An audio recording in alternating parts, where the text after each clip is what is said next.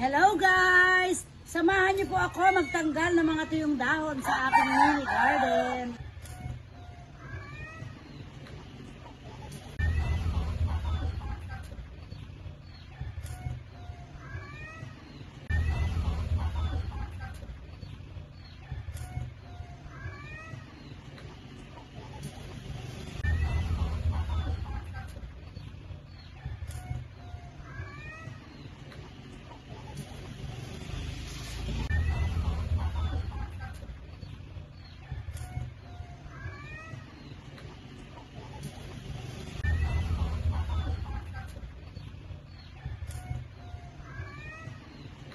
Eto guys, yung mga basurang nakukuha natin, yung mga damo na tumutubo sa palibot ng halaman. Nakakaagaw rin po ito sa pagtaba ng ating mga halaman, kaya kailangan din po natin siyang alisin.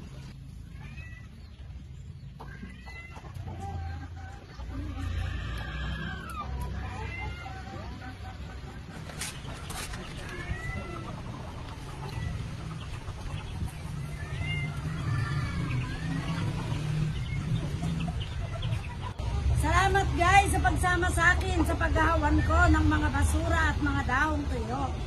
Bye bye! Thank you for watching!